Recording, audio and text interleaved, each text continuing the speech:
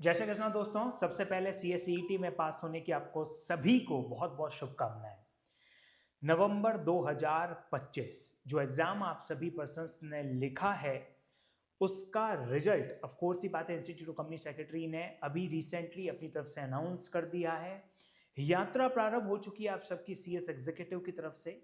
CS executive जिसके लिए मैं आपको बताऊंगा कि आपने अपना जो लास्ट एग्जाम था ना वो लिखा था, क्योंकि आप सभी पर्सन को सीएस ईईटी की फुल फॉर्म तो पता ही होगी। It is what? Company secretary executive entrance test. तो अभी जो नवंबर 2025 के अंदर जिन जिन पर्सन्स ने एग्जीक्यूटिव एंट्रेंस टेस्ट के लिए एग्जाम लिखा था, जिनका रिजल्ट पॉजिटिव आ चुका है, तो आप सभी को पता होगा कि अब जून 2026 यानी जो अपकमिंग जो जून 2026 है, इसमें अब आप अपना पहला एग्जाम लिख सकेंगे सीएस एग्जीक्यूटिव का। तो जैसा कि मैंने आपको फॉर्मल और इनफॉर्मल मेरी और मेरे इंस्टीट्यूट की तरफ से आप सभी को शुभकामनाएं दी, उसी शुभकामनाओं के साथ मैं एक बहुत इंपॉर्टेंट मैसेज भी आपको बता देता हूं। पता है क्या है कि आप भी इस चीज को बड़े अच्छे से जानते होंगे कि जो सीएसईईटी लेवल था उस पर इंस्टीट्यूट शायद उतना ज्यादा स्ट्रिक्ट नहीं था, है ना। मैं ऐसा क्यों कह रहा हूं, क्योंकि अभी एक बहुत अच्छा अपडेट भी अभी मैं आपको देने वाला हूं अगले 1 मिनट के अंदर। क्या आपको पता है अपकमिंग जनवरी 2026 के बाद इंस्टीट्यूट ऑफ कंपनी सेक्रेटरी ने अपना पूरा सीएसईईटी का पैटर्न ही बदल दिया। आपको पता है ऑब्जेक्टिव खत्म हो रहा है, सारे पेपर केवल एक पेपर को छोड़कर सारे सब्जेक्ट जो 3 सब्जेक्ट हैं वो सब्जेक्टिव हो रहे हैं फिर से। यानी जो पर्सन अब जून 2026 के अंदर ईईटी लिखने वाला है ना, तो वह ये जान ले कि बहुत शानदार तरीके के जो चेंजेस है वो आ चुके हैं। अब ये जो एमसीक्यू बैठना, घर पर बैठकर या सेंटर में जाकर अपना एग्जाम लिखना, ये सब पैटर्न लास्ट हो चुका है, पास्ट हो चुका है। और you are the only persons जो इस पूरे लास्ट फेज का मैं ये कहूंगा कि बहुत अच्छा उम्दा एडवांटेज लेकर सीएस एग्जीक्यूटिव में एंटर हो चुके हो। हाँ, अब चाहे आपने सीएसईटी के अंदर अपने फिक्स 100 मार्क्स को स्कोर किया हो और चाहे आपने 140 प्लस 160 मार्क्स को स्कोर किया हो, बट द थिंग इज कि व्हाट इज सीएस एग्जीक्यूटिव। मैं आपको बताना चाहूंगा, मैं Vikas Paliwal, it's been approx 12 to 13 year यानी 12 से 13 साल हो चुके हैं, है ना। मैं एक्सक्लूसिवली कंपनी सेक्रेटरी के अंदर सीएस एग्जीक्यूटिव को ही पढ़ा रहा हूँ, यानी तकरीबन 12 से 13 साल, जैसा मैंने आपको बताया। और मैं अपने उस एक्सपीरियंस से बताता हूं कि जिसने सीएस एग्जीक्यूटिव का दरवाजा खोलकर उसे सक्सेस पर कर दिया, कहने का मतलब इस डोर को फाइनल जो इसका डेस्टिनेशन है जिसे अपन बोलते हैं पॉजिटिव रिजल्ट, वहां तक लेके चले गए ना, तो 90% वो स्टूडेंट जो सीएस एग्जीक्यूटिव पास आउट होते हैं वो सीएस बनते ही बनते हैं। मैं ऐसा क्यों कह रहा हूं, सुनना। क्योंकि पूरे सीएस के अंदर आप सीएस का एग्जीक्यूटिव, आप ईईटी ले लो, चाहे एग्जीक्यूटिव ले लो, चाहे प्रोफेशनल ले लो, इन तीनों में जो सबसे खतरनाक, या फिर मैं खतरनाक वर्ड बोलकर पहली इस क्लास में आपको बताना चाहूंगा कि यहां पर वैसा कुछ नहीं होगा जैसा आप ईईटी में करके आए हो, है ना। आई मीन टू से, मैं ये नहीं कह रहा, नहीं मैं आपको अंडर एस्टिमेट कर रहा हूं, क्योंकि वहां पर भी आपने अपनी बहुत मेहनत करी होगी। बट द थिंक इज कि अगर दोनों को कंपैरिजन के अंदर करा जाए, दोनों को तराजू के अंदर रखा जाए, तो मैं आपको सच बता रहा हूं, और ये चीज आज से अगले 10 दिन बाद आप भी बोलने वाले हो, लिटरली बता रहा हूं, आप भी बोलने वाले हो कि भैया सीएसईटी तो सिर्फ और सिर्फ एक ट्रेलर था, एक ट्रेलर था, उसके बाद जो पिक्चर है ना वो अब से स्टार्ट हो रही है। मीन मैंने अपना एक लास्ट लेक्चर बनाया था, आई होप आप में से काफी लोगों ने उसको देखा होगा, जिसके अंदर मैंने सिर्फ और सिर्फ सीएस एग्जीक्यूटिव क्या है उसके बारे में थोड़ा कुछ बताने की कोशिश की थी।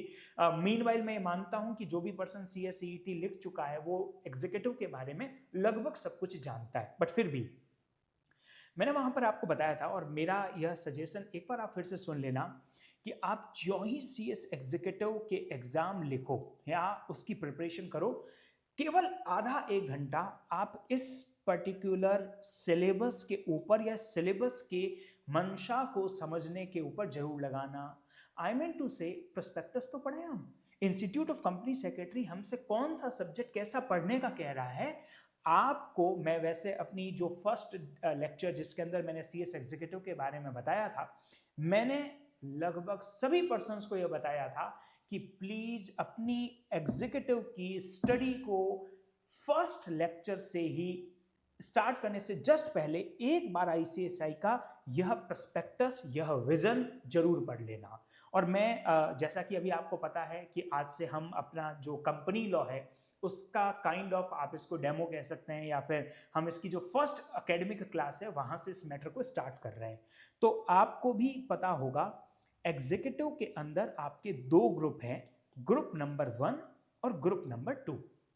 मैं एक इन्फॉर्मेशन दे देता हूं, वैसे मुझे पता है तुमको सबको यह इन्फॉर्मेशन भी पता है कि 30 नवंबर तक, अब आप इसके बाद ये वीडियो देख रहे हो तो आई होप आपने ऐसा कर लिया होगा, 30 नवंबर तक आपको अपना एग्जीक्यूटिव में रजिस्ट्रेशन करवाना है।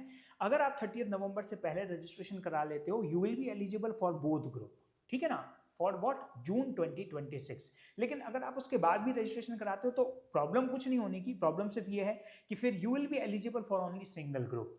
हालांकि उसके बाद वाले अटेम्प्ट के अंदर you will be eligible for both group. ये कुछ पैरामीटर्स हैं जिसको भी मैं अपने लास्ट लेक्चर पे जिक्र कर चुका हूं। मीनवाइल इस पूरे ग्रुप के अंदर पहला जो सब्जेक्ट है JIGL है, jurisprudence, interpretation and general law. एकदम अलग सब्जेक्ट है, मैं ही उस सब्जेक्ट को पढ़ाता हूं, और जब मैं उस सब्जेक्ट को पढ़ाता हूं तो मैं उसमें अलग विकास होता हूं, क्योंकि JIGL एक अलग तरीके से चलता है।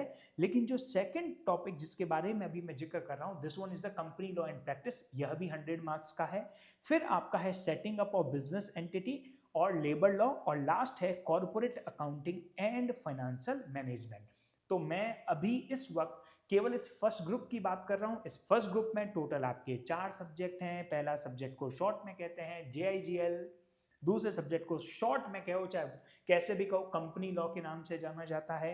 तीसरा सब्जेक्ट है SBILL यानी setting up of business and industrial labour law, और चौथा सब्जेक्ट को हम शॉर्ट के अंदर बोलते हैं CAFM यानी corporate accounting and financial management. अब मैं इस पर जिक्र नहीं करूंगा क्योंकि आपने इस चीज को कई बार देख और समझ लिया होगा।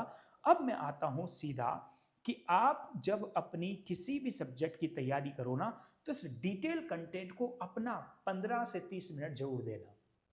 पता है इससे क्या होता है, मैं ये नहीं कह रहा कि आपका रिजल्ट कुछ चेंज हो जाएगा, मैं यह भी नहीं कह रहा हूं कि आपको इसको पढ़ने के बाद में काफी कुछ चीजें एकदम क्लैरिटी के साथ समझ में आएंगी, ऐसा कुछ भी नहीं है। ये एक नॉर्मल इंफॉर्मेशन है, और यहां पर आपको इंस्टीट्यूट ऑफ कंपनी सेक्रेटरी का विजन समझ में आएगा। इसमें भी मैं इन सभी EET के सब्जेक्ट को हटाता हूं और मैं सीधा आता हूं institute of company secretaries of India के CS एग्जीक्यूटिव में, जो कि ये रहा। पहली बात सुनना, ये जो PDF है ये हमारा नहीं है, ये institute of company secretaries of India का है। सुनना क्या लिख रखा है पता है, इस ग्रुप में फर्स्ट सब्जेक्ट है jurisprudence, interpretation and general law. इसके बारे में JIGL की क्लास के अंदर डिटेल के अंदर पढ़ाने की कोशिश होगी, तो इसको छोड़ दीजिएगा। हम आते हैं अपने एक सब्जेक्ट पर जिसका नाम क्या है, कंपनी लॉ एंड प्रैक्टिस। अब मुझे 5 या 10 मिनट की अप्रूवल दो, अनुमति दो। 5 या 10 मिनट हम थोड़ा सा लीक से हटकर बात करते हैं। मैं कंपनी सेक्रेटरी हूं, आपको पता है हमारे नाम का जो सबसे इंपॉर्टेंट वर्ड वो कौन सा है पता है, सेक्रेटरी। सेक्रेटरी को हिंदी में क्या कहते हैं पता है, सचिव। मैं सचिव हूं, और सचिव शब्द कोई ऐसा नहीं है कि सिर्फ कंपनी सेक्रेटरी के साथ ही सचिव वर्ड लगता है। आपको पता है, शायद आप ये जानते होंगे कि जितने भी बड़े बड़े MLAs, या फिर मैं यह कहूँगा कि जितने भी बड़े बड़े जो मिनिस्टर्स होते हैं, चाहे आप प्रधानमंत्री को ले लो, चाहे कैबिनेट मिनिस्टर्स के अंदर ले लो, इन सभी मिनिस्टर्स के पास में एक सचिव हमेशा रहता है। आपको पता है, 2 मिनट इस बात को समझना, केंद्रीय सचिवालय, अगर आपने कभी गूगल पे जाकर इस पर सर्च करने की कोशिश की, आपको पता होगा केंद्रीय सचिवालय क्या होता है। एक तरफ तो है हमारा पार्लियामेंट हाउस, और दूसरी तरफ पता है क्या होता है, सचिवालय। उस सचिवालय में पता है कौन बैठते हैं, IAS ऑफिसर, IAS। आप में से जो भी, आप में से किसी का भी रिलेटिव, आपको पता है वो IAS कर रहे होते हैं, तो वो कहते हैं कि हम सेक्रेटरीट के एग्जाम दे रहे हैं। और भैया जी, वो IAS जो होता है ना, वो सेंट्रल गवर्नमेंट के मिनिस्टर का सेक्रेटरी बनता है। सोचो आप, सचिव। अब हमारे सचिव यानी हम भी सचिव हैं। हम सचिव किसके हैं, ऑफ कोर्स ही बात है, कंपनी के। तो पता है हम कंपनी के सचिव बनने वाले हैं। We will be the secretary of home, company. तभी तो हमारी फुल फॉर्म क्या है, कंपनी सेक्रेटरी।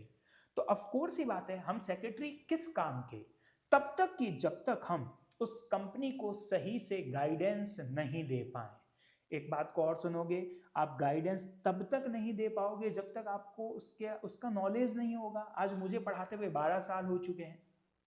अब आप अगर मुझे कहो कि सर अच्छा 12 साल हो चुके ना, तो एक काम करो ना, थोड़ा सा फिजिक्स बताओ ना, या थोड़ा सा आप है ना साइंस के बारे में बताओ ना मुझे फिजिक्स आती है, ना मुझे साइंस आती है, ना मुझे केमिस्ट्री आती है, ना मुझे इनफैक्ट अकाउंट्स आती है। मैं क्यों साइंस के सब्जेक्ट में जाऊं? मुझे सिर्फ लॉ आती है। पता है लॉ क्यों आती है? क्योंकि मैंने लॉ को पढ़ा है, तो मैं लॉ को पढ़ा सकता हूं, मैं लॉ को समझ सकता हूं। The thing is the same point is applicable for the company secretary. आपको कंपनी को 365 days रेगुलेट करना है। You are suppose to the main की managerial persons who will take responsibility कि क्या कंपनी एक एक सही काम अपनी तरफ से लॉ के अकॉर्डिंग कर रही है या नहीं कर रही है। अब ऑफ कोर्स की बात है, हम उन पे ज्ञान कब बांट पाएंगे? जब हमें इस कंपनी के लॉ का नॉलेज होगा। That is why institute of company secretary के इस ग्रुप नंबर 1 का सबसे मोस्ट इंपॉर्टेंट टॉपिक है कंपनी लॉ एंड प्रैक्टिस। भाई साहब मैं आपको एक बात बता देता हूं, क्योंकि ये जो वीडियो है ये YouTube पर भी रहना है, ये हमारी जो एप्लीकेशन है उस पर भी लेना है ना, और ये वीडियो ओपन फॉर ऑल होगा। तो मैं आपको कहूंगा कि आप, मैं ये नहीं कह रहा कि आप हमारे यहाँ से क्लासेस ले रहे हो या नहीं ले रहे हो, कि आप CSE के स्टूडेंट हो या नहीं हो, इससे पहले आपने ET हमसे पढ़ा था नहीं पढ़ा था, दिस रियली मैं कहूंगा कि इस बात का कोई मतलब भी नहीं बनता है। इंपॉर्टेंट पॉइंट पता है क्या है? आपको पता होना चाहिए कि इस सब्जेक्ट को पढ़ना कैसे है।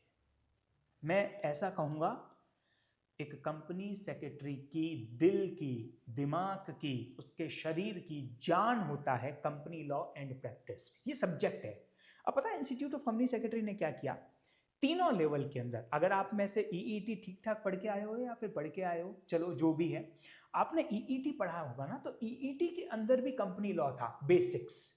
CS एग्जीक्यूटिव में भी कंपनी लॉ है, और CS प्रोफेशनल लेवल में जब आप महादेव ने चाहा पहुंच जाओगे ना, तो वहां पर भी तुमको कंपनी लॉ मिलने वाला है। हाँ, पढ़ने के तरीके बदल जाएंगे। इससे पहले आपने बेसिक्स पढ़े थे, अब आप उसका थोड़ा सा एडवांस वर्जन पढ़ रहे हो, और इससे ऊपर जब आप जाओगे तो और भी ज्यादा शानदार तरीके से अलग अलग जो आप मर्जर हैं, अमलकामेशंस हैं, वाइंडिंग अप हैं, टेक ओवर्स हैं, इन तरीके के प्रोविजन आप CS प्रोफेशनल में पहुंचोगे तब पढ़ोगे। तो हमारे लिए, जैसा कि अभी मैंने बताया कि सब्जेक्ट इंपॉर्टेंट हो जाता है, तो आप इंस्टीट्यूट ऑफ कंपनी सेक्रेटरी की मंशा देखना चाहोगे, will you just concentrate over the objective of ICSI? इधर देखें एक बार स्क्रीन पर, यह ऑब्जेक्टिव हमारे इंस्टीट्यूट CSC के नहीं है, हम तो प्राइवेट इंस्टीट्यूशन है, हमारा काम है क्लासेस पढ़ाना स्टूडेंट्स को। मैं बात कर रहा हूं हमारे इस इंस्टीट्यूट की, जो आपका भी इंस्टीट्यूट है और मेरा भी इंस्टीट्यूट है, इंस्टीट्यूट ऑफ कंपनी सेक्रेटरीज।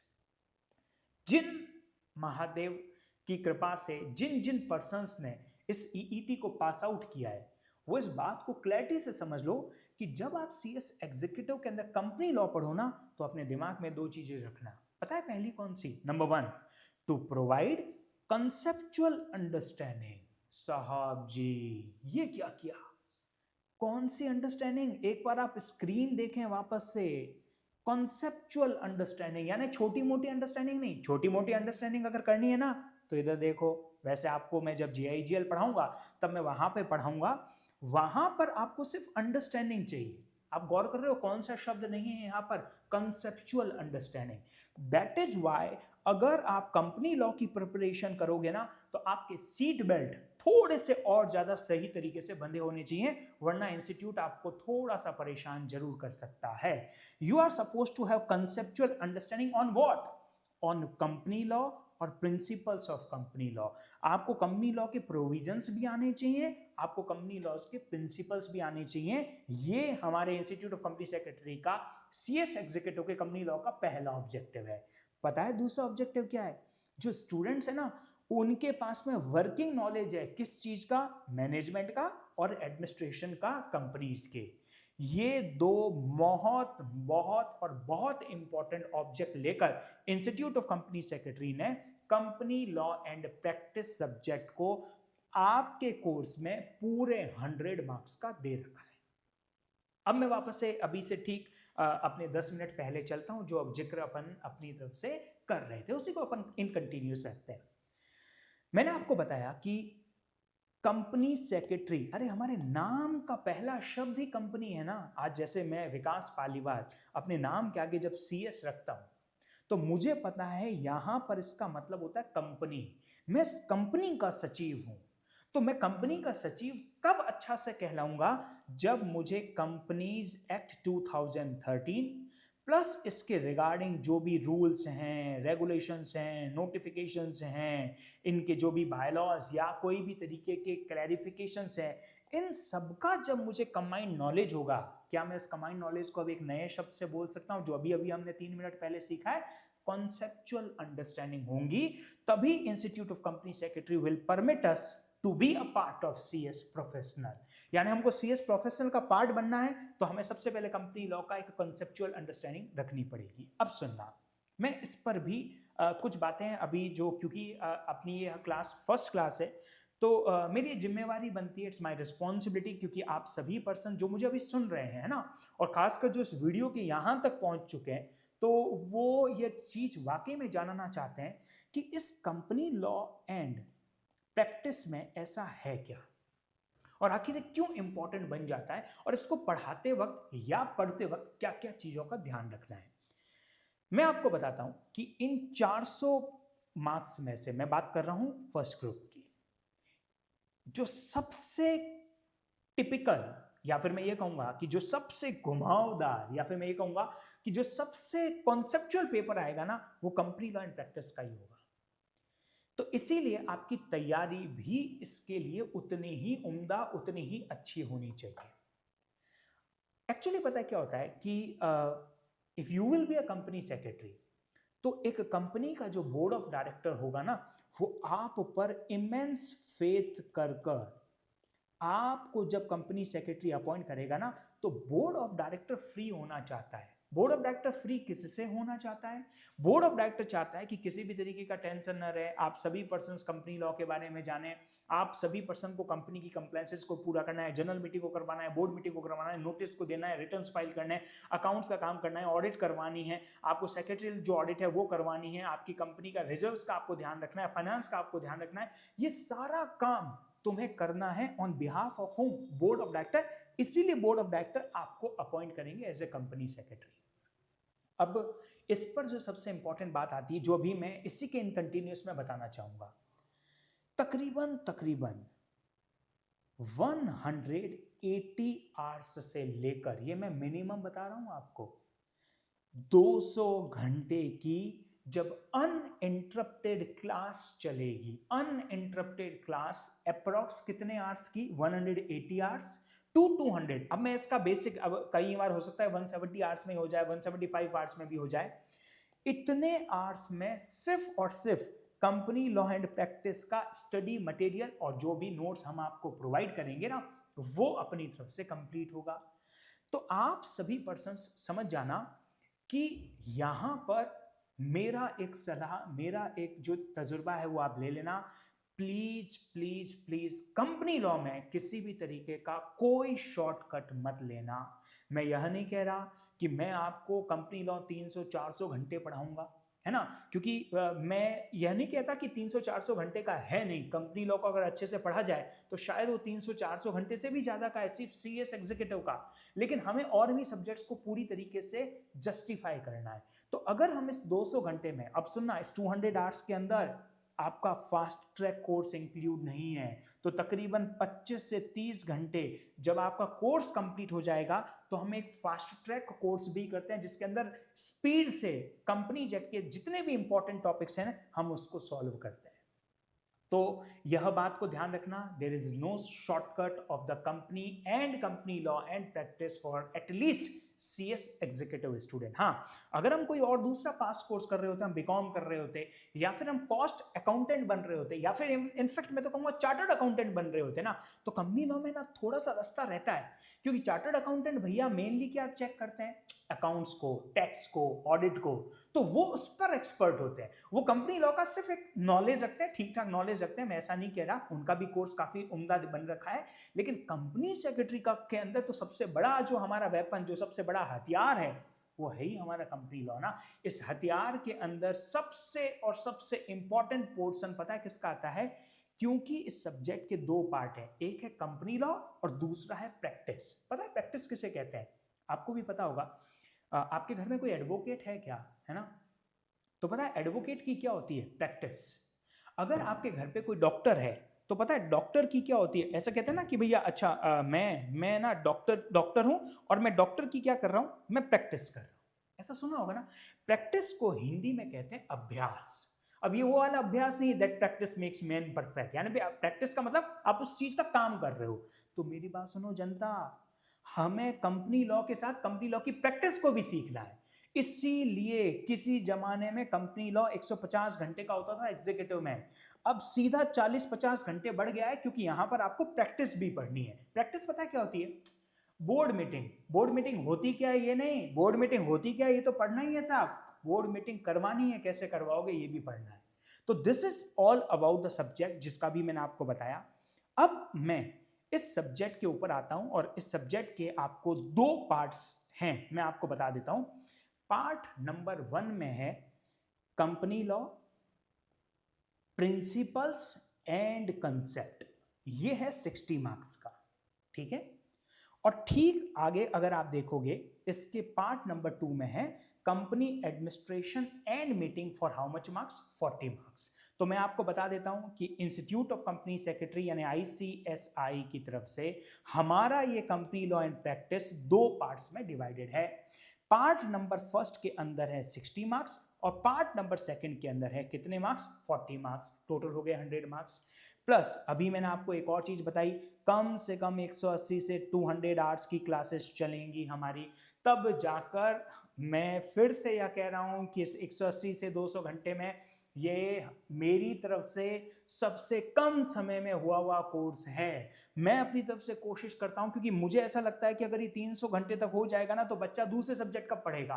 तो मैं ऐसी ऐसी कई जगह पर जहां पर कोई चीज को छोड़ना पड़ता है और उसको किसी और चीज से लिंक करवाना पड़ता है ना, तो मैं उसको इस तरीके से लिंक पढ़ाता हूं, तो तकरीबन 15-20-25 घंटे हमारे यूं बच जाएंगे, जिसको मैंने भी लगभग कई अनुभव के साथ में सीखा है।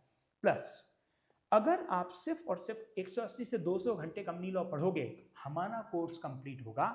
आपको इसके साथ सबसे इंपॉर्टेंट चीज है दैट इज सेल्फ स्टडी। सुनना एक बात और मैं आपको बताना चाहूंगा। अगर आप एग्जीक्यूटिव के स्टूडेंट हो तो आपको बता दूं, एग्जीक्यूटिव के स्टूडेंट ऑफ कोर्स ही बात हुई, ईईटी को साइड में रखना साहब प्लीज। और है ना, दिल से मेरी बात समझ रहे हो मैं तुम्हें क्या कह रहा हूं, है ना। वो ईटी का अंदर जो जो जोश जो जुनून जो था वो आपने सेलिब्रेट कर लिया ना, पेरेंट्स को मिठाई विठाई खिला दी ना, खुद भी खा ली ना, दैट्स इट। वो ईईटी जैसा कोई तरीके का शॉर्टकट या ईईटी के जैसा किसी भी तरीके से कोई है ना कि आप अपन ये कर लें अपन ये कर लें, यहां पर करने की जरूरत नहीं है। 3 वर्ड्स बोलूं वापस से, ट्रस्ट मी, मेरे शब्द तजुर्बे के एकदम 3 शब्द हैं, और वो बताऊं क्या है? इधर सुनो, self study, self study, self study, that's it. अगर आपको सीएस एग्जीक्यूटिव पढ़ना है, सीएस एग्जीक्यूटिव को क्रैक करना है, तो अंतिम हथियार, तुम चाहे अभी मानो चाहे एक आधा अटेम्प्ट देकर मानो, तुम मेरी बात को एक न एक दिन कहोगे कि सर आपने कहा सब कुछ सही था। विकास पालीवाल या विकास पालीवाल जैसे दूसरे पर्सन जो भी आपको कंपनी लॉ पढ़ा रहे हैं, वो आपको है ना आइडिया दे सकते हैं, आपको कॉन्सेप्ट दे सकते हैं, पढ़ना कैसे है ये बता सकते हैं, क्या क्या पढ़ना है, कितना कितना पढ़ना है, कौन से पॉइंट को छोड़ना है ये बता सकते हैं, लेकिन अल्टीमेटली पढ़ना तो महादेव आपको ही होगा ना। तो इसीलिए इस बात को अपने नोटबुक में लिख लो, सेल्फ स्टडी, सेल्फ स्टडी और सेल्फ स्टडी, ये सबसे इंपॉर्टेंट वेपन रहेगा आपके और हमारे लिए। अब मैं एक काम करता हूं, बिना समय वेस्ट करे, मेरे इस कंपनी लॉ एंड प्रैक्टिस के इस छोटे से मैं ये कहूंगा कि वर्ड से बने हुए इतने लार्ज सब्जेक्ट के बारे में अगला जो पार्ट है वो आपको बताना स्टार्ट करता हूं। चलिए, तो जो अभी डिस्कस हुआ मैं उस डिस्कस पर एक बार वापस से आपको लेकर चलता हूं। मैंने आपको बताया था टोटल 2 पार्ट हैं इस कंपनी लॉ में, पार्ट ए और पार्ट बी, या पार्ट फर्स्ट और पार्ट सेकंड कह सकते हो, है ना। लेकिन मैं आपको एक समझदारी आपको बताता हूँ कि ये पार्ट 1 और पार्ट 2 यानी पार्ट ए और पार्ट बी ये सिर्फ है ना एग्जाम पॉइंट ऑफ व्यू से रहने देना। हमारे अकॉर्डिंग कंपनी लॉ एक ही है, पूरा कंपनी लॉ एक ही है। हाँ, उसके कुछ जो टॉपिक्स हैं, उसके कुछ जो लेक्चर्स हैं वो पार्ट नंबर 2 में है। For which marks, for how much marks, 40 marks. और कुछ जो टॉपिक्स है ना वो पार्ट नंबर ए में है। For how much marks, 60 marks. ठीक है ना। इन दोनों को मिलकर ये बनता है 100 नंबर का। अब मैं आपको कुछ रिलैक्स करूं, हालांकि अगले वीडियो के अंदर जब हम इस, अभी मैं आपको बता दूं तकरीबन 2 या 3 क्लासेस लगेंगी एक्चुअल कंपनी लॉ के फर्स्ट टॉपिक को स्टार्ट होते वक्त, जो ये होगा व्हाट इज कंपनी। क्योंकि मेरा ऐसा मानना है कि जब भी कोई जर्नी स्टार्ट करो ना तो उसके पहले पूरा उसको ओवरऑल समझ जाना ज्यादा जरूरी होता है, वो सबसे इंपॉर्टेंट है। तो हम अभी है ना व्हाट इज कंपनी, कंपनी किसे कहते हैं, टाइप्स क्या है, ये क्या है, अभी हम ये डिस्कस नहीं कर रहे हैं। अभी हम इस सब्जेक्ट के ऊपर डिस्कस कर रहे हैं। इसीलिए मैंने आपको बताया कि आईसीएसआई का आपको क्या देखना है, प्रस्पेक्टस। और अब मत देखना क्योंकि विकास ने तुम्हें बता दिया ना, कॉन्सेप्चुअल नॉलेज चाहिए, कॉन्सेप्चुअल नॉलेज चाहिए, वर्किंग अंडरस्टैंडिंग चाहिए एडमिनिस्ट्रेशन की, कॉन्सेप्चुअल नॉलेज चाहिए प्रोविजंस का, कॉन्सेप्चुअल नॉलेज चाहिए प्रोविजंस का, प्रोसीजर्स का कंपनी लॉ के। अब मेरी बात को मैं यहीं से आगे और कंटिन्यू करता हूं, सुनना। हालांकि नेक्स्ट लेक्चर पे चीज जिक्र होंगी। हमारे कंपनीज एक्ट 2013 में टोटल 470 सेक्शंस हैं भाई साहब, 470 सेक्शंस। नेक्स्ट लेक्चर इंपॉर्टेंट होने वाला है, मैं उन सभी में ये सेक्शंस क्या होते हैं, ये क्या होते हैं, सब बताऊंगा। अभी है ना सिर्फ आप इंफॉर्मेशन को सुन लो, सिर्फ इंफॉर्मेशन है। कितने चैप्टर्स हैं पता है? 29 चैप्टर्स हैं। ये चैप्टर्स वो वाले चैप्टर नहीं है, ये चैप्टर क्या होते हैं हम नेक्स्ट लेक्चर में पढ़ेंगे।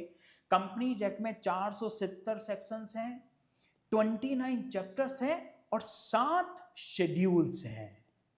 तब जाकर हमारा बनता है क्या, कंपनीज एक्ट 2013। क्या एक बार मेरी बात को समझोगे क्या? अगर मैं गूगल देवता जी को कहता हूं कि सर जी एक काम करें ना, हमारे लिए ना कंपनीज एक्ट 2013 खोल देना ताकि हम भी सीखें कि कंपनीज एक्ट 2013 क्या है। देखें, नेक्स्ट लेक्चर पर इन सभी चीजों पर इन डेप्थ स्टडी होगी, बट अभी के लिए सिर्फ एक इंट्रो सुनना। कंपनीज एक्ट 2013 में मैंने आपको बताया कितने चैप्टर्स हैं, 29। कितने सेक्शन हैं, 470। भाई साहब ये देखो, chapter 1, chapter 2, chapter 3, chapter 4, chapter 5, 6, 7, 8, 9, 10, 11, 12 continuous चलता रहेगा। और लास्ट जो चैप्टर आएगा आपको भी पता होगा, this one is the chapter number 29। और सेक्शंस कितने हैं मैंने अभी बताया, 470। यानी जो स्टूडेंट, आप भी और मैं भी एक स्टूडेंट हूं कंपनी लॉ का। कंपनी लॉ इतनी बड़ी चीज है कि जिंदगी भर हम इसके स्टूडेंट ही रहेंगे। तो सुनना, जिस दिन हम कंपनी के 470 सेक्शन अच्छे से पढ़ लेंगे और 7 शेड्यूल्स है ना, अब शेड्यूल कह दो, मॉडर्न इंग्लिश में इसको स्केड्यूल कह दो, जो कुछ भी कह दो, ठीक है ना। हम पुराने लोग हैं, हम तो इसको अभी भी शेड्यूल ही कहेंगे, ठीक है ना। 7 शेड्यूल्स अच्छे से पढ़ लो, 470 सेक्शन पढ़ लो, भाई साहब आपका कंपनीज एक्ट 2013 तो हो जाएगा। लेकिन हाँ, इस कंपनीज एक्ट के साथ में इनके रूल्स हैं, इनके रेगुलेशंस हैं, इनके नोटिफिकेशंस हैं, इनके क्लैरिफिकेशंस हैं। अब आप मुझसे सवाल अभी मत पूछ बैठना कि सर रूल्स क्या होते हैं, रेगुलेशंस क्या होते हैं, नोटिफिकेशंस क्या होते हैं, क्लैरिफिकेशंस क्या होते हैं। यह सभी इन डेप्थ डिस्कस होंगे नेक्स्ट और अपकमिंग क्लासेस के अंदर। आने वाले टाइम में तो ऐसा हो जाएगा तुम सभी इन्हीं में बातें करोगे। आपके घर वाले भी पूछ लेंगे ना कि खाना क्या बनाए, तो आप बोल देना as per the section number this, read with the rule number this. ऐसी आदत हो जाएगी हमारी एज ए लॉ स्टूडेंट। पर मैं आपको वापस से यहां पर लेकर आता हूं, पर मैं भी आपको आया था कुछ रिलैक्स करने के लिए। और वो क्या है पता है? बिल्कुल भी 1% मत सोचना कि तुम्हारे को 470 सेक्शन पढ़ने एग्जीक्यूटिव में। मैं रफली बता रहा हूं, रफली, हाँ, क्योंकि मुझे भी पता है 4-5 सेक्शंस एक्स्ट्रा ही हैं, लेकिन रफली आपको बताऊं, इनमें से तकरीबन 205 सेक्शंस ही सीएस एग्जीक्यूटिव के कोर्स में हैं। 205 सेक्शंस ऑन एन एवरेज। इसके अलावा भी 4-5 सेक्शंस है, लेकिन उसका सिर्फ कॉन्सेप्ट है। लेकिन मेनली कंपनीज एक्ट के सेक्शन नंबर 1 से लेकर 205 तक ही तुम्हारे सीएस एग्जीक्यूटिव में। तुम लकी बहुत हो। तुम लकी पता है क्यों हो? शायद तुमको पता होगा, नहीं होगा तो अपने सीनियर से पूछना। अभी जस्ट सीएस एग्जीक्यूटिव में से 3 चैप्टर्स को हटा दिया गया है। तो पहला लकी तो क्या, सीएसईटी एमसीक्यू बेस्ड पे करके आ गए बिना नेगेटिव मार्क्स के, पहला लकी तो ये, क्योंकि अब सीएसईटी चेंज हो चुका है। और दूसरे लकी तुम क्यों हो, क्योंकि तुम जब सीएस एग्जीक्यूटिव में कदम रखा है ना, अभी नवंबर में कदम रखा है ना, मैं ये बात बता रहा हूं अक्टूबर की, दीपावली से जस्ट पहले पता है क्या हुआ है, दीपावली से पहले जस्ट पता है क्या हुआ है भैया जी, इंस्टीट्यूट का दिल देखो, एग्जीक्यूटिव की कंपनी लॉ में से 3 से 4 टॉपिक को हटा दिया कि ये नहीं पढ़ने, ये अपन सीएस प्रोफेशनल में पढ़ेंगे। तो आपके पता है, मैं नहीं तो आपको बताता, आपके 220 सेक्शन है, 222 सेक्शन है, लेकिन अब आपके 205 सेक्शन हो चुके हैं एग्जीक्यूटिव में। तो सोचो, अभी से 10 मिनट पहले तुम ये सोच रहे होगे, या मैंने जब यह बताया होगा कि कंपनी एक्ट में 470 सेक्शन है, अरे 470 सेक्शन पढ़ने में कम से कम 500 घंटे लग जाएंगे। अब आपने गौर किया, मैंने आपको बताया कि हमारा सीएस एग्जीक्यूटिव, हमारी इस कॉर्पोरेट स्टडी सर्कल की क्लास के अंदर I am going to teach you तकरीबन 180 से 200 घंटे तक, यानी ऑन एन एवरेज, हालांकि ऐसा कोई फॉर्मूला नहीं है please, on an average her section 1 घंटे डिस्कस होगा, तब जाकर ही तो 200 घंटे के अंदर होगा। हालांकि ऐसा कोई फॉर्मूला नहीं है, इतने मैच्योर आप भी हो कि मेरी इस बात को तुम एकदम मैथमेटिकली नहीं ले रहे हो, आप इस बात को लाइटर नोट पर ले रहे हो, ठीक है ना। तो आपको और हमको सीएस एग्जीक्यूटिव में ये जो 205 सेक्शन पढ़ने हैं ना, इनका जो पेपर आएगा ना, याद रखना तुम। और आपको याद क्या रखना है, आप प्रीवियस अटेम्प्ट के पेपर उठा के देख लो, भाई साहब पेपर है क्या है, 15-15 10-10 लाइन के क्वेश्चंस। अरे हम तो उसी में पढ़ते थे, एमओए मींस एमओए, ये हमने तो बचपन में वही पढ़ा है, ईटी तक वही पढ़ा है। यहाँ ऐसा नहीं है, यहाँ पे पता है क्या सवाल आएगा, suppose you are a company secretary of a company and the board of director asked or raised a query to the secretarial department कि हमें क्या करना है कि कंपनी का रजिस्टर्ड ऑफिस राजस्थान से वेस्ट बंगाल शिफ्ट करना है, suggest the board of director the procedure for shifting the registered office from the Rajasthan to West Bengal ROC. लो भैया, आपसे सीधा साधा क्वेश्चन नहीं पूछने के, वो सभी क्वेश्चंस केस स्टडीज में पूछेंगे। इसीलिए मैं एक लाइन बताऊं, ये 205 सेक्शंस का टफ नहीं, मैं क्यों झूठ बोलूं, टफेस्ट पेपर आपका आएगा। लेकिन हाँ, वो टफेस्ट पेपर आपके लिए तब टफ नहीं होगा जब आप उसकी प्रिपरेशन बहुत प्रोफेशनलिज्म से करोगे। कंपनी लॉ को पढ़ते वक्त आपको पता है मैं दोनों सब्जेक्ट पढ़ाता हूँ, मैं जीआईजीएल भी पढ़ाता हूँ, मैं कंपनी लॉ भी पढ़ाता हूँ। मैं जब कंपनी लॉ पढ़ा रहा होता हूँ ना, मैं बहुत एग्रेसिव रहता हूँ। मुझे कई बार स्टूडेंट कहते भी कि सर हमको ऐसा लगता है कि आप हमें मार दोगे, ऐसा गुस्से से देखते हो हर वक्त ऐसे। तो मैं कहता हूँ यार माफी चाहूंगा, मुझे ऐसा नहीं रहना चाहिए। हालांकि मैं जब जेआईजीएल पढ़ाता हूँ तो मैं एकदम अलग ही सुरूर में रहता हूँ, एक अलग ही तरीके से रहता हूँ, क्योंकि मुझे पता है उसको लाइटर पढ़ना है। यहां पर मुझे ऐसा लगता है कि हर एक सेक्शन, हर एक प्रोविजन, हर एक क्लॉज स्टूडेंट तक एज इट इज पहुंचना चाहिए, जो कि पार्लियामेंट ने पास किया है, जो कि सेंट्रल गवर्नमेंट की मिनिस्ट्री ऑफ कॉर्पोरेट अफेयर्स ने नोटिफाई किया है। जिस तरीके से मैंने पढ़ा है एज ए कंपनी सेक्रेटरी, मैं चाहता हूं मेरे स्टूडेंट्स भी उस तरीके से पढ़ें। तो दिस इज वाई, जो अभी मैंने आपको एक लाइन बोली ना कि पढ़ने का तरीका भी टफ होगा और पेपर भी टफ आएगा, पर क्यों, उसका रीजन जानना चाहते हैं? क्योंकि यह 205 सेक्शंस जो आप पढ़ने वाले हो सीएस एग्जीक्यूटिव में, जिंदगी के अंदर दोबारा सीएस प्रोफेशनल में नहीं पढ़ाए जाएंगे। इस बात से क्लियर हो गए? सीएस प्रोफेशनल में दोबारा ये सेक्शंस नहीं आने वाले, इसीलिए इंस्टीट्यूट इसकी हाई लेवल की प्रिपरेशन सीएस एग्जीक्यूटिव में करवा देगा। क्या यह बात क्लियर हुई आपको? अब सवाल आया, हम अपनी इस क्लास में क्या प्रिपरेशन करने वाले हैं? मेरी रिस्पॉन्सिबिलिटी बनती है कि मैं अपनी फर्स्ट क्लास में, खासकर जिसको आजकल एक नए नाम से जाना जाता है, that is the demo lecture, वहां पर आप सभी पर्संस का समय ज्यादा वेस्ट ना हो, तो मैं सीधी क्लिक टू क्लिक बात करता हूं। और वो सीधी सी बात यह है कि हम अपनी इस क्लास में पूरे कंपनी लॉ के लिए मैं आपको 2 बुक्स प्रोवाइड करने वाला हूं उन सभी पर्संस को जो हमसे जुड़ेंगे। पहली बुक होगी जिसका नाम है कंपनीज एक्ट 2013, इसका स्टडी मटेरियल। यह स्टडी मटेरियल तकरीबन 550 पेजेस का है। 550 पेजेस की एक आपको पूरी स्पाइरल, एक पूरी बुक हम आपको प्रोवाइड करेंगे, जिसमें लगभग सभी सेक्शंस, प्रोविजंस, सब कुछ आ चुका है। जो जो भी मुझे पढ़ाना है वो इस 550 पेजेस में आ चुका है। प्लस इसके साथ आपको पास में रखना है बेयर एक्ट। अब आप कहोगे बेयर एक्ट क्या होता है, छोड़ो ना, अभी क्यों डिस्कस करना है। यानी जो पार्लियामेंट ने लॉ पास किया है ना, उसको बेयर एक्ट कहते हैं। डिस्कस करेंगे।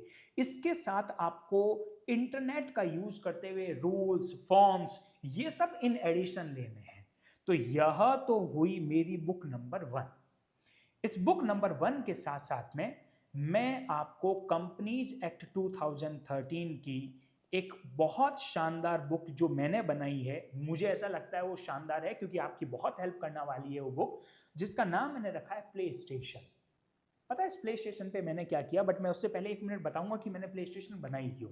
आज से 4-5 साल पहले तक की, 5 या 6 साल पहले की बात है, कोरोना से ठीक पहले तक, या उससे 1 साल पहले तक की बात बता रहा हूं। पता क्या होता है, स्टूडेंट इतनी मेहनत कर रहे हैं, पढ़ सब रहे हैं, क्लास में आ रहे हैं, सब कुछ जवाब दे रहे हैं, लेकिन है ना मार्क्स नहीं ला पा रहे। हद तो तब हुआ जब मेरी एक मेरिटोरियस स्टूडेंट जो CSEET यानी उस समय CS फाउंडेशन चलता था उसमें मेरिट में थी, लेकिन CS एग्जीक्यूटिव में she couldn't score even 40 marks. Then I felt कि यार क्या चल रहा है, कुछ ना कुछ गड़बड़ चल रही है। तब मैंने क्या किया, अपनी एक बुक बनाई जिसका नाम मैंने दिया प्ले स्टेशन। वो ये बुक है। इस बुक की भी कॉपी हम अपने साथ में रखेंगे, चैप्टर वाइज चैप्टर। मैं आपको क्लास के पढ़ाते वक्त हर बार कहता रहूंगा, प्ले स्टेशन करते रहें, प्ले स्टेशन को हम साथ में करते रहें, प्ले स्टेशन के क्वेश्चंस को डिस्कस करते रहें। इस प्ले स्टेशन में है क्या, काइंड ऑफ आपको अपने बचपन की याद आएगी, हालांकि बचपन अभी ज़्यादा दूर नहीं था तुम्हारा। आपको याद है 5th और 6th 7th 8th स्टैंडर्ड में when you used to go at schools और सब डेकोरम के साथ जब आप जाते थे, तो आपको है ना वर्क बुक्स मिलती होंगी। ये वर्क बुक की तरह मैंने बनाई है। इस वर्क बुक का मेरा ऑब्जेक्टिव है प्रैक्टिस प्रैक्टिस प्रैक्टिस, करत करत अभ्यास ते जड़मत हो सुधा, है ना। लॉर्ड कृष्णा ने अर्जुन के संवाद में ये लाइन कही थी कि भैया जिंदगी में अगर कुछ चीज असंभव लगी है तो उसका संभव होना केवल और केवल अभ्यास से मुमकिन है। आप अपने अभ्यास से अपने मन तक को वश में कर सकते हो, ये मैं नहीं कह रहा हूं, ये लॉर्ड कृष्णा कह रहे हैं अर्जुन को, है ना, कि अगर तुम अभ्यास करते हो, if you will do your practice, you can just control your mind. आपको पता है अभी आप में से कुछ जो मुझे सुन रहे हैं, जो अभी 40 मिनट तक की क्लास में, न जाने इस समय कितनी बार आपका मन इधर से उधर भाग गया होगा। The thing is practice. तो इस बुक का सबसे मेन ऑब्जेक्ट है प्रैक्टिस करना। प्लस जितनी भी केस स्टडीज हैं, उन सभी केस स्टडीज को मैंने यहां पर लिखा है और प्रोमिनेंट जगह दी है ताकि हर स्टूडेंट अपनी तरफ से आंसर्स भी लिख पाए। पिक्चर अभी बाकी है। मैंने क्या किया, जितने भी केस स्टडीज थे वो तो अपने इस प्ले स्टेशन में दिए ही हैं। अब पता है सबसे मेन क्या किया, पिछले 15 अटेम्प्ट के पेपर, जून दिसंबर जून दिसंबर जून दिसंबर, मैं इसको डीजे कहता हूं, पता है डीजे क्यों, दिसंबर जून, ये डीजे बजता है भैया। तो हर दिसंबर और जून, देखो 2005 से शुरू हो रहा है, यानी पहले टॉपिक में 2005 में क्या क्वेश्चन आया, 2006 में क्या है, 2007 में क्या है, 2007 में क्या है, 2008 में क्या है, 2008 में क्या है, 2010 में क्या है, 11 में, 12 में, 13 में, भाई साहब सारे क्वेश्चंस।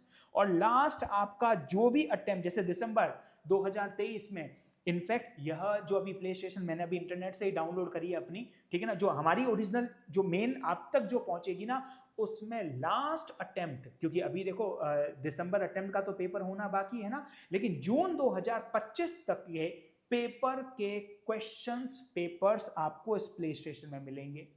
प्लस मैंने सबसे बेस्ट चीज क्या की जो मुझे लगता है, मैंने पिछले 5 अटेम्प्ट के क्वेश्चंस के साथ तो उसके आंसर्स भी लिख लिए। Can you see the screen, 2023 दिसंबर के क्वेश्चंस, ये ऐसा क्वेश्चन पूछा, नीचे इसका सजेस्टेड आंसर लिख लिया मैंने। ठीक, उससे ऊपर आओगे, जून 2022 में इंस्टीट्यूट ने क्वेश्चन पूछा, कंपनी दो a legal person is not a citizen. अगर इंस्टीट्यूट ऐसा क्वेश्चन पूछता है तो आंसर क्या है वो लिख लिया। ठीक, उससे पहले, अब ये तो पहला टॉपिक हुआ, ऐसे सभी टॉपिक्स में ये देखो, दिसंबर 2022 के अंदर इंस्टीट्यूट ने ये क्वेश्चन पूछा, ये उसका आंसर है, ये क्वेश्चन पूछा, ये उसका आंसर है, दिसंबर 2023 में ये क्वेश्चन पूछा, ये उसका आंसर है ना। इस तरीके से आपके पिछले 5 अटेम्प्ट में, इफ आई एम सेइंग पिछले 5 अटेम्प्ट है तो इट इंक्लूड्स जून 2025 यट, है ना। दिसंबर 2025 का पेपर अभी मुझे पता पड़ जाए नवंबर के अंदर तो भाई साहब बल्ले बल्ले हो जाए, है ना, वो तो पॉसिबल नहीं है। तो इन सभी क्वेश्चंस को, और ये इट्स नॉट लाइक ये 1-2, ये पूरे कंपनी लॉ को मैंने इस तरीके से प्ले, ये देखो सभी क्वेश्चंस एंड आंसर, ये मैं मानता हूं क्योंकि मैंने अपनी इस क्लास में तकरीबन 40 to 45 मिनट्स पहले आपको कहा था self study, self study, self study. चाहे वो विकास हो, चाहे वो ए हो, चाहे वो बी हो, चाहे वो सी हो, जिससे भी आप पढ़ रहे हो, सभी ज्ञान के भरे हुए होंगे। मैं ये नहीं कह रहा हूं कि वो किसी में कोई सभी ज्ञान के भरे होंगे, सब अपना बेस्ट कर रहे होंगे, लेकिन द क्वेश्चन इज आपको अपना ध्यान रखना है, आपको अपनी सेल्फ स्टडी, आपकी प्रिपरेशन अपनी तरफ से हो जानी चाहिए। तो अभी मैं वापस से यहाँ पर आऊँ, अपनी बात को फिर से बताऊं कि हम अपनी तैयारी को किस तरीके से करेंगे। मैं बात कर रहा हूँ सीएससी क्लासेस की, क्योंकि the objective of this class is the demo first के अंदर मेरा काम है आपको सब्जेक्ट से जानकारी करवाना, मैंने करवाया। मेरा काम था मुझे बताना ये 2 पार्ट्स में डिवाइडेड, मैंने बताया। मेरा काम था आपको ये बताना कि तकरीबन 180 से 200 घंटे ये मिनिमम बता रहा हूं, इसमें कोई रिवीजन इंक्लूड नहीं है। अगर रिवीजन मानोगे तो 230 से 250 घंटे हो जाएंगे हमारे सिर्फ कंपनी लॉ के, यह इंक्लूडेड है। और प्लस जो हम कैसे पढ़ने वाले हैं, हम इस बुक को पढ़ेंगे, इस बुक के 500 पेजेस के साथ में 300 पेजेस की प्ले स्टेशन पढ़ेंगे, यानी तकरीबन 850 पेजेस जब इस दिमाग के अंदर होंगे ना, तब तुम बाहुबलियों निकलना अस्त्र और शस्त्र, दैट इज कलम लेकर इंस्टीट्यूट ऑफ कंपनी सेक्रेटरी के एग्जामिनेशन हॉल में। क्योंकि यहां पर पेपर एमसीक्यू बेस्ड नहीं है, यहां पर पेपर है सब्जेक्टिव बेस्ड, जहां पर आपको अपनी इंटेलेक्चुअलिटी के साथ अपने आंसर्स को देना पड़ेगा। तो ये सब्जेक्ट के बारे में था। अब मैं अपने अगले लेक्चर के अंदर, क्योंकि अभी मेरा इस फर्स्ट लेक्चर का ऑब्जेक्ट था, तो मैं इस सब्जेक्ट तक लेकर जाना, that is what company law and practice. यह सिर्फ कंपनी लॉ नहीं है, इसमें प्रैक्टिस भी है। यह 2 पार्ट में डिवाइडेड है, A and B, that is 60 marks plus 40 marks. इसको पढ़ने के लिए कॉन्सेप्चुअल नॉलेज चाहिए, और सबसे important point, there is no shortcut of success, self study, self study and self study. साथ साथ में कोई भी पर्सन जो आपको पढ़ा रहा है, चाहे आप विकास से पढ़ रहे हो चाहे ए से पढ़ रहे हो, उसका गाइडेंस जरूर लेना है, ताकि पढ़ते वक्त आपको ये पता पड़े कि रूल्स कैसे चलने वाले हैं, रेगुलेशंस कैसे चलने वाले हैं, इनको पढ़ना किस तरीके से। उसके लिए हमारे जैसे पर्सन्स की आपको थोड़ी सी जरूरत लगेगी, बाकी मुझे पता है कि इस जंग को भी तुम फतेह कर लोगे, जैसे आप सीएसईटी की जंग को कर चुके हो। तो फिलहाल की इस मैटर पर इतना ही। नेक्स्ट लेक्चर में मैं अभी बता दूं क्या होने वाला है। नेक्स्ट लेक्चर में we will decode companies act 2013। क्या मैं कुछ बातों के साथ अपने लेक्चर को खत्म करूं? पहली बात, कंपनीज एक्ट 2013 क्या है, ये एक्ट क्या होता है, रूल्स क्या होता है, ये मिनिस्ट्रीज क्या होती है, क्या सेंट्रल गवर्नमेंट लॉ बनाती है या पार्लियामेंट बनाती है, पार्लियामेंट किसे कहते हैं, सेंट्रल गवर्नमेंट किसे कहते हैं, लॉ किस तरीके से बनता है, रूल्स को कैसे पढ़ना है, रेगुलेशंस को कैसे पढ़ना है, क्या सिर्फ और सिर्फ व्हाट इज कंपनी पढ़ने से काम चल जाएगा? तो आंसर है नहीं, क्योंकि नेक्स्ट लेक्चर पर I am going to just explain you how we will or how to read the Companies Act 2013, such 500 plus pages of the company law and practice study material. फिलहाल के लिए इतना ही। राधे राधे, जय श्री कृष्ण।